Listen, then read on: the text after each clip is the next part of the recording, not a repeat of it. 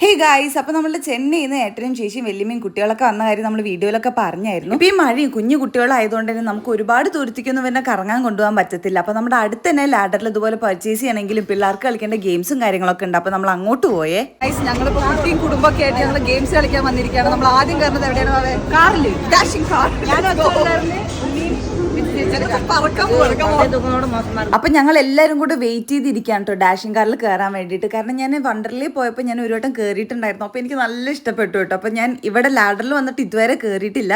അപ്പോൾ ഞാൻ പറയണം, നിൽക്കടി എല്ലാത്തിനും ഞാൻ കാണിച്ചു തരാം, എല്ലാത്തിനും ഇടിച്ചിടിച്ച് ശരിയാക്കി തരാമെന്ന് പറഞ്ഞിട്ട്. പക്ഷെ ഭയങ്കര കോമഡി ആയിരുന്നു കേട്ടോ. നമ്മൾ ചിരിച്ചിരിച്ച് വയ്യാണ്ടായി. നമ്മൾ അങ്ങോട്ടും ഇങ്ങോട്ടും ഒക്കെ ഭയങ്കര ഫണ്ണായിരുന്നു. എൻ്റെ റൈഡിങ് പാർട്ട്ണർ വിജയ് ചേച്ചി ആയിരുന്നു കേട്ടോ. ആളെന്നെയൊക്കെ നല്ല രീതിയിൽ ഞാൻ പേടിപ്പിച്ചിട്ടുണ്ട്. പിന്നെ കുട്ടികൾക്ക് പറ്റിയ കുറേ ഗെയിംസ് ഉണ്ടായിരുന്നു. തക്കൊക്കെ നല്ല രീതിയിൽ എൻജോയ് ചെയ്തു. പിന്നെ നമ്മുടെ എലൈജയ്ക്ക് പറ്റിയ ഗെയിംസിൽ ഞങ്ങൾ അവനെ ഇരുത്തി. ആൾക്ക് ഭയങ്കര കൺഫ്യൂഷനാണ്, ഏതാടാ നമ്മൾ എവിടെടാന്നുള്ള ഒരു രീതിയിലായിരുന്നു.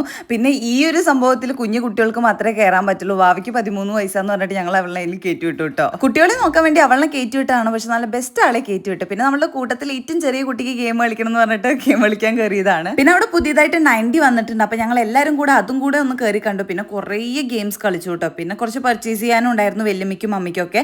അതൊക്കെ കഴിഞ്ഞ് വലിയ ആൾക്കാർക്ക് ഒരു എന്റർടൈൻമെന്റ് വേണ്ടടാന്ന് പറഞ്ഞിട്ട് അവര് മസാജ് ചെയ്യാൻ കയറി. പിന്നെ അതൊക്കെ കഴിഞ്ഞ് നമ്മൾ വേഗം ഫുഡ് കഴിച്ചു വീട്ടിൽ പോയി. അപ്പൊ അത്രയല്ലോ, ചാ.